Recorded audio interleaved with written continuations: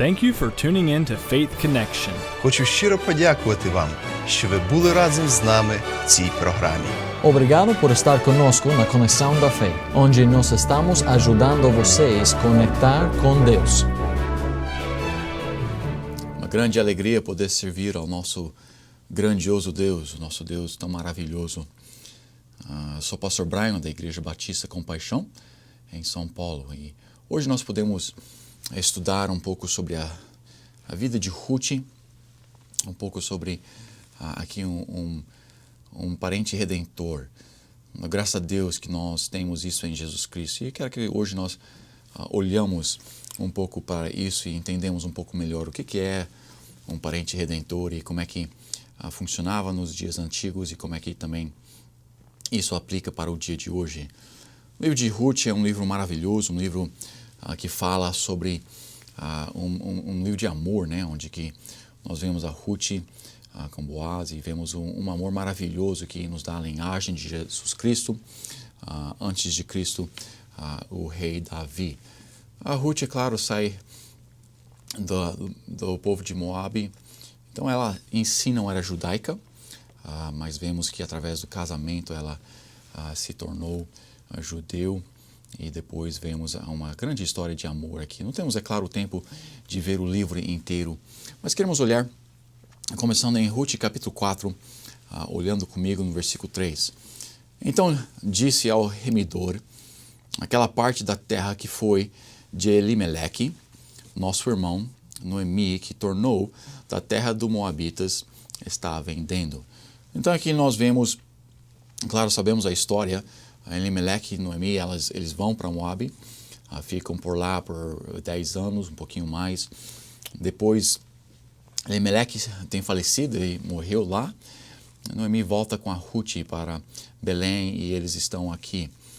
Claro, infelizmente, Noemi não tem mais as finanças e não teve como manter a sua propriedade. Não sabemos se ela teve que vender e quando eles foram para Moabe ou se venderam enquanto que eles estavam em Moabe.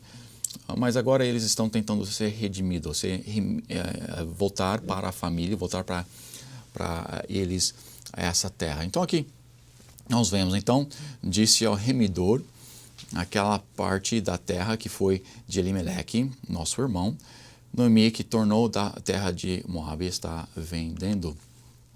E eu resolvi informar-te disso e dizer-te, compra-a diante dos habitantes e diante dos anciões do meu povo, se a has de redimir-a. E se não houvesse de redimir, declara-o para que o saiba, pois outro não há, senão tu que redima. E eu, depois de ti, então disse ele, eu a redimirei. Então nós vemos, Boaz, ele vem para uma pessoa mais perto na família, um irmão mais velho, que tem os direitos de redimir ou de comprar essa propriedade de volta para a família, para trazer de volta na família. Nós vamos ver um pouco sobre essas leis levíticos e como é que elas funcionavam. Mas aqui ele vem para uma pessoa, um irmão mais velho, que tinha os direitos completos para poder trazer não somente a terra, mas tudo que ali pertencia, que seria também a Ruth e a família inteira trazendo de volta. Então, aqui ele traz para a pessoa, ele fala, ensina sobre a situação que está acontecendo, aproxima o irmão e demonstra para ele o que é necessário. De imediato ele fala que sim, eu vou redimir, eu posso redimir. Mas nós continuamos aqui no versículo 5, disse, porém, Boaz, no dia em que comprares a terra da mão de Noemi, também a comprarás da mão de Ruth, a Moabita, mulher do falecido, para suscitar o nome do falecido sobre a sua herança. Então, da forma que funcionavam as coisas, ele pegaria a terra, mas também teria que casar ou ter a Ruth, né? Colocado na linhagem ali. Então, eu teria que casar com a Ruth. Antes de ouvir essa parte, ele está disposto a pegar a terra, pois é claro que gostaria de ter mais propriedade, gostaria de ter algo além do que ele já tinha. Mas quando ele descobre que ele teria que também pegar a Ruth e colocar a Ruth ali, nós vemos que ele no fim, versículo 6, então disse o remidor, para mim não a poderei redimir, para que não prejudique a minha herança. Toma para ti o meu direito de remissão, porque eu não a poderei redimir. Agora, quando ele ouve que ele precisa casar com a Ruth para dar linhagem para o falecido, ele fala, não, eu não posso fazer isso porque eu já tenho a minha linhagem que eu quero manter. Eu não quero colocar de lado a linhagem que eu posso providenciar para mim mesmo e ir para a Ruth e providenciar para aquela linhagem. Então ele fala, não, eu não posso, não quero. E Boaz, é claro, nós sabemos a história, vai e compra a propriedade e acaba casando com a Ruth. Na história inteira, não vamos levar o tempo de olhar em todos os versículos, mas sabemos que a Ruth vem de Moabe, sabemos que Deus milagrosamente a deixa ir para a terra de um parente, não sabiam que era um parente naquele tempo, mas começa a ver a mão bondosa de Boaz sobre a vida dela, deixando que ela colhe mais do que ela precisava e muitas outras bênçãos que ele faz.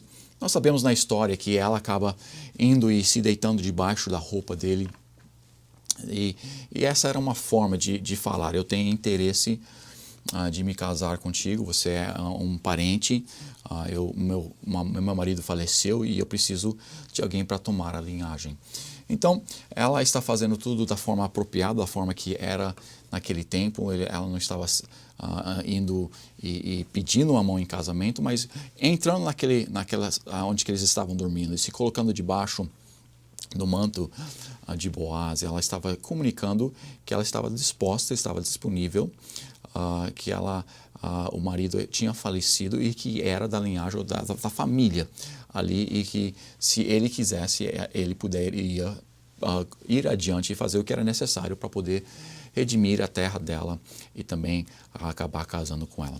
Então, durante tudo isso, ele acaba se apaixonando com ela, provavelmente ele vê uma sabedoria com ela, ele vê certas coisas, ele até menciona isso para ela, mas ele quer fazer tudo da forma correta, ele sabe das leis, sabe do processo que Deus queria, então ele traz perante a pessoa que tinha mais direito do que ele. Durante esse tempo, ele trazendo, ele pede para que tinha testemunhas, para que ali não somente ele e o irmão estariam comunicando, mas testemunhos para que tudo se tudo legal, tudo conforme era para ser. Traz testemunhos ali e não, o seu irmão fala, não, eu não quero, você pode tomar por si mesmo. Então aqui no versículo 6 nós vemos, para mim não poderei redimir, mas no fim, porque eu não poderei redimir.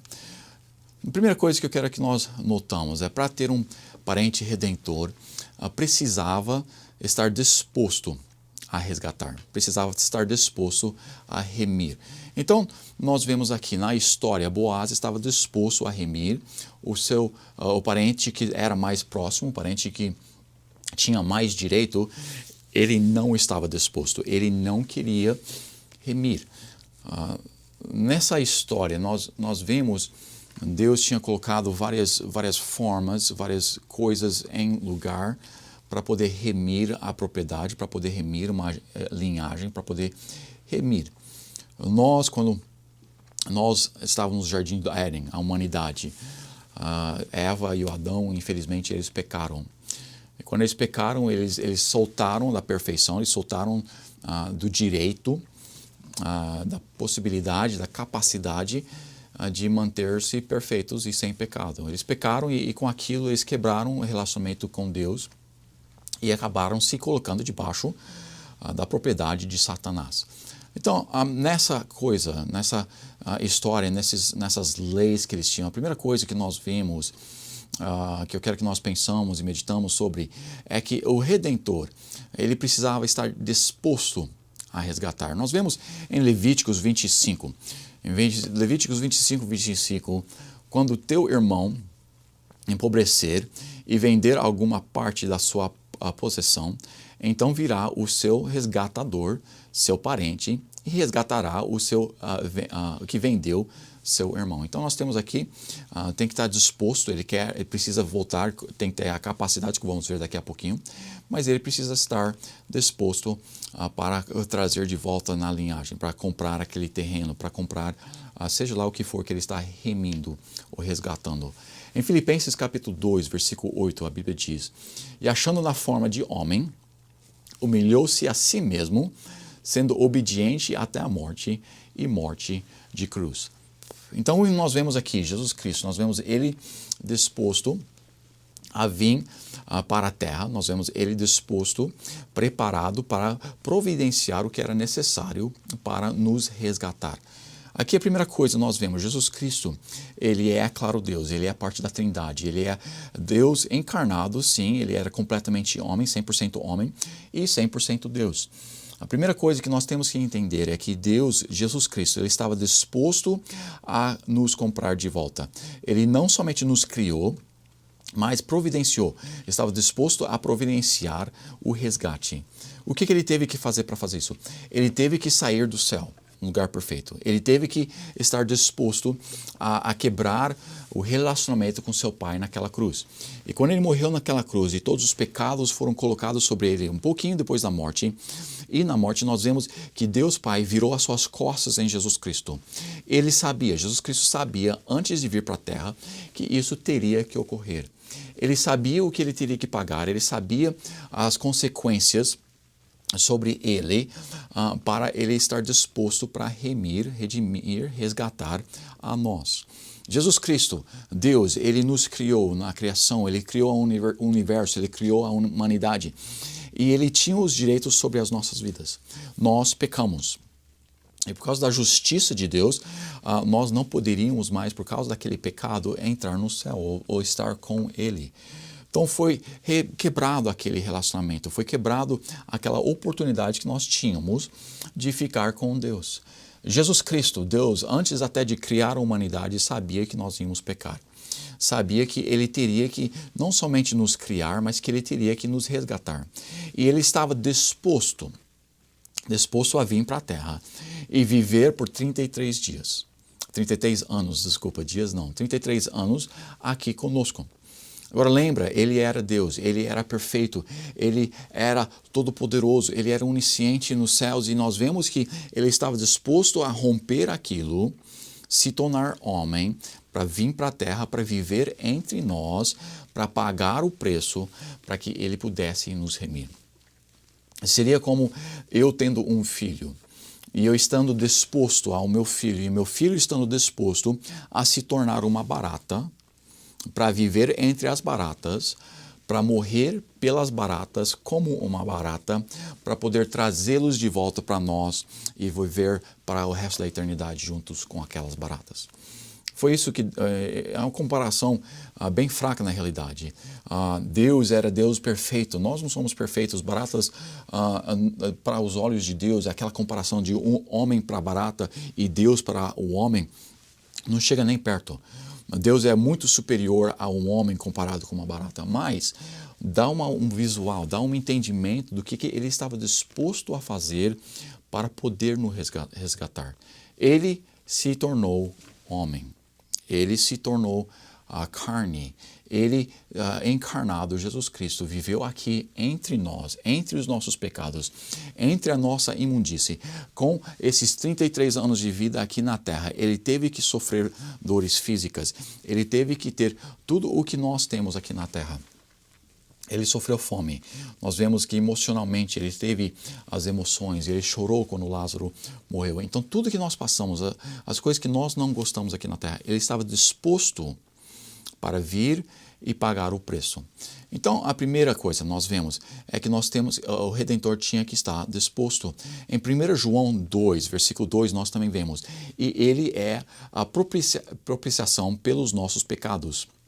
E não somente pelos nossos, mas também pelos de todo o mundo. Ele estava disposto a pagar por todos os nossos pecados, para toda a humanidade, para que ele pudesse resgatar toda a humanidade.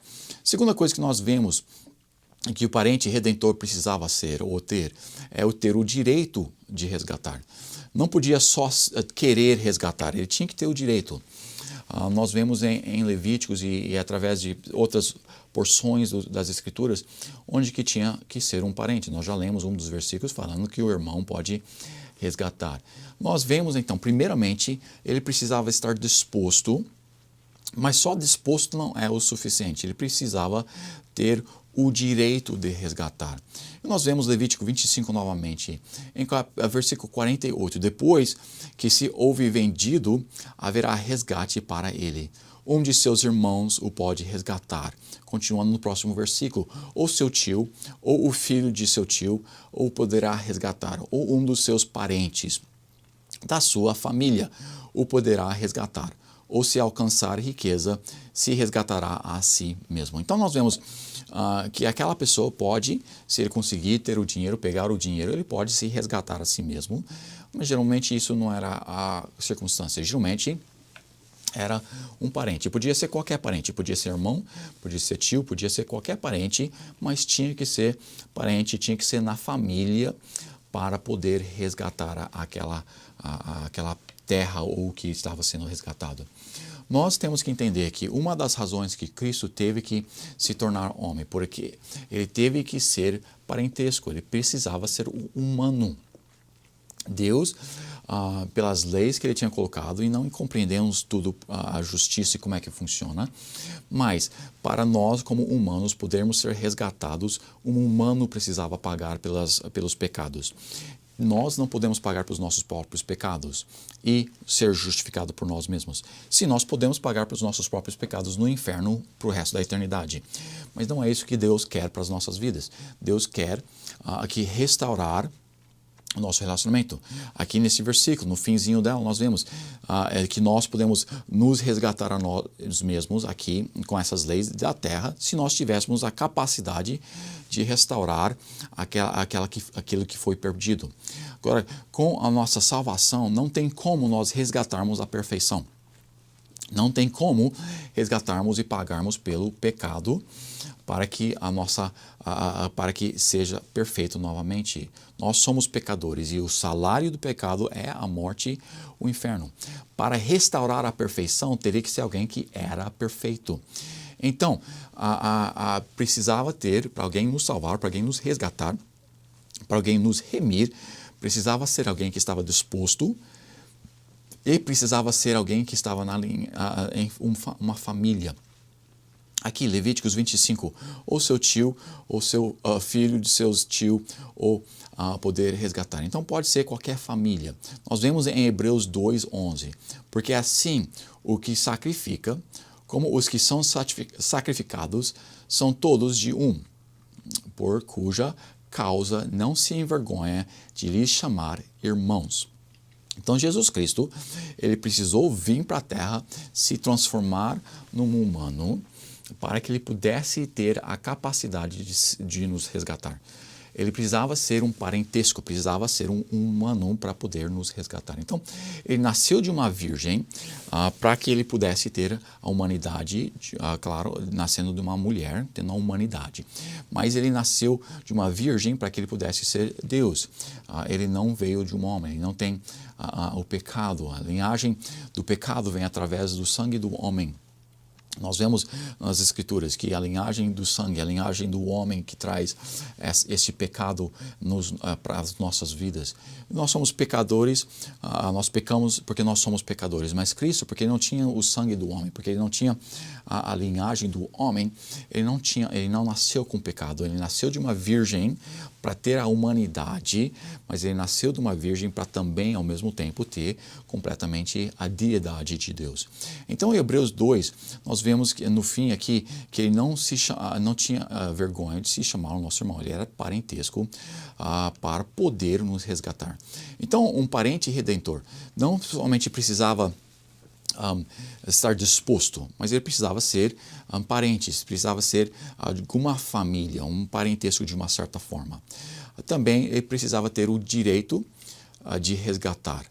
O direito, em João 1, no dia seguinte, João viu a Jesus que vinha para ele e disse: eis o Cordeiro de Deus que tira o pecado do mundo. Então nós vemos, precisava estar disposto, precisava ter o direito e precisava ter a capacidade de nos resgatar. Nós vemos, não somente em Ruth, mas nós vemos lá em Levítico, que o parentesco precisava ser parente, mas tinha que ter o dinheiro para poder resgatar, tinha que ter a capacidade, o poder, o direito, a responsabilidade correta e tudo mais. Então, para Jesus Cristo, ele poder nos resgatar, ele tinha que ser humano para poder estar na família humana, ele tinha que ser perfeito para não ter pecado, para que ele pudesse ter a capacidade, o direito, o dinheiro, vamos dizer, o poder, e ele precisava estar disposto. Nós vemos tudo isso em Jesus Cristo. Na história em Ruth, nós vemos que tinha aquela pessoa que não estava disposto a resgatar a Ruth. E damos graças a Deus que Jesus Cristo estava disposto. Nós vemos que naquela cruz, ele não queria morrer na cruz, não, ele não queria perder, vamos dizer, aquele dinheiro, mas ele estava disposto e sim, ele morreu naquela cruz, pagando em nosso lugar pelos nossos pecados. Então aqui em Ruth nós vemos não somente uma linda história de amor, nós não somente vemos uma linda história de como trabalhava e em efeito funcionava o Redentor, mas nós vemos aqui nessa passagem um exemplo de como Cristo nos salva, e como Ele nos traz, tira dos nossos pecados e nos coloca de volta onde que nós estávamos. Também em Hebreus capítulo 4, versículo 15 nós vemos: porque não temos um sumo sacerdote que não possa compadecer das nossas fraquezas, porém que, como nós, em tudo foi tentado, mas sem pecado. Então nós vemos aqui que ele foi humano, mas não pecou. Então ele tinha o poder, tinha a capacidade de entrar e ser o que nós precisávamos para a perfeição, ou para trazer de volta para onde que nós estamos. Lembra, no Jardim do Éden, nós éramos pecadores, ou nós pecamos. Antes do Jardim do Éden, nós tínhamos comunhão perfeita com Deus. Nós tínhamos um relacionamento perfeito com o nosso Deus e não tínhamos pecado. Infelizmente, nós entramos em pecado e nós pecamos ali, e por causa daquele pecado, nós perdemos o direito de ter aquela comunhão com o nosso Deus. Porque o nosso Deus é perfeito, porque o nosso Deus é justo, ele não podia mais ter aquele relacionamento que ele tinha conosco antigamente. E nós fomos colocados debaixo de Satanás. Mas, graças a Deus, Jesus Cristo estava disposto a nos resgatar. Jesus Cristo estava disposto não somente, mas tinha o relacionamento correto. Ele era da família da humanidade. Ele desceu para a terra e viveu conosco. Ele, sim, viveu uma vida onde que ele podia providenciar uma forma para que nós pudéssemos ser resgatados. Da mesma forma que Boaz estava disposto, ele também tinha a família, tinha a capacidade financeira, e então ele redimiu aquela propriedade e casou-se com a Ruth. Nós vemos um noivo, nós vemos uma noiva, nós vemos um relacionamento de amor, nós vemos que sim, através desse relacionamento de amor, acabamos tendo o rei Davi e depois, no futuro, o nosso Salvador Jesus Cristo.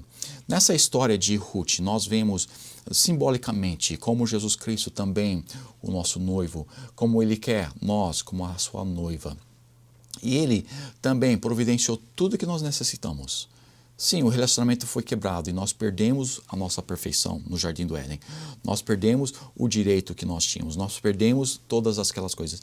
E nós, como os humanos, nunca mais teríamos a capacidade de poder entrar de volta com um relacionamento com o nosso Deus.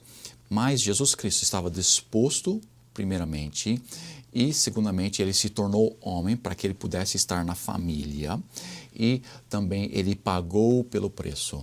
Ele morreu naquela cruz.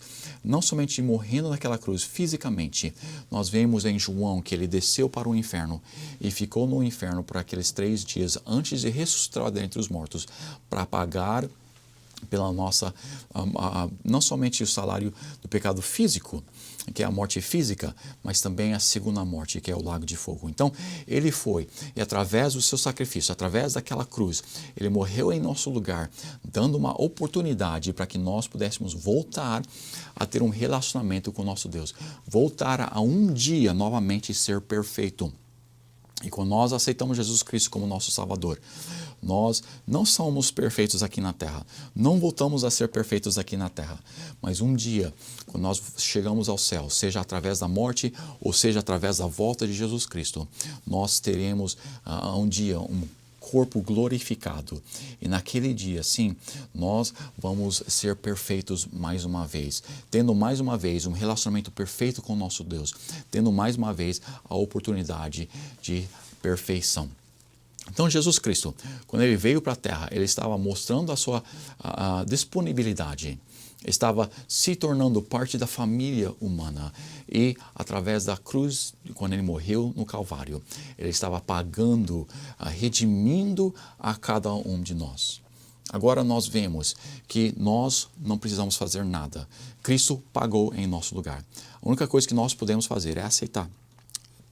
Primeiro, Noemi voltou para Belém, e ela teve que estar disposto a soltar do que ela tinha. Sim, ela não tinha mais direito, não tinha as finanças, não tinha a capacidade, mas ela tinha que estar disposto. A Ruth tinha que estar disposta a se casar com ele. E sim, ele precisava ter a capacidade de a remir, mas ela precisava estar disposto.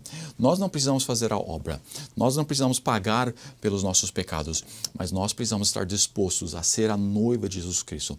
Nós precisamos estar dispostos a aceitá-lo como o nosso Salvador. Sim, nós todos somos pecadores. Sim, nós todos temos o pagamento do pecado. E nenhum de nós temos a capacidade de pagar pelos nossos pecados, que é o inferno ou o lago de fogo. Mas Jesus Cristo tem essa capacidade e ele oferece a nós. Nós, sim, precisamos estar dispostos simplesmente aceitando a Ele como nosso Salvador. Simplesmente pela fé, convidando Jesus Cristo a pagar pelos nossos pecados, para que nós também podemos ir e novamente um dia ser perfeitos, um dia restaurar um relacionamento maravilhoso, um relacionamento perfeito com o nosso Deus. Se hoje você ainda não colocou a sua fé em Jesus Cristo, se você ainda não é salvo, se você ainda não aceitou Jesus Cristo como seu Salvador, hoje eu te convido a colocar essa fé em Cristo. Ele fez toda a obra. Ele se tornou humano para que ele pudesse morrer naquela cruz, para que ele pudesse pagar em nosso lugar por todos os nossos pecados. A única coisa que nós precisamos fazer é o que diz em Romanos 10:13, porque todo aquele que invocar o nome do Senhor será salvo. Coloque a sua fé em Jesus Cristo. Deixe que Ele te salve hoje mesmo. E para nós que já somos salvos, deixe que isso nos mostre e que nós novamente podemos alegrar e glorificar ao nosso Deus, a Jesus Cristo, por estar primeiramente disposto por morrer em nosso lugar. E em segundo lugar, por se tornar humano para que Ele pudesse nos resgatar. E também por ter morrido naquela cruz em nosso lugar. Um amor maravilhoso que Ele tem para nós. Um amor que nós podemos tentar mostrar novamente para Ele. Um dia nós estaremos com Ele. Até aquele dia, vamos tentar servi-lo. Vamos tentar agradar Ele em tudo que nós fazemos. Muito obrigado pelo seu tempo e que Deus te abençoe. Obrigado por se ajuntar a nós na Conexão da Fé, onde nós te ajudamos a conectar a Deus.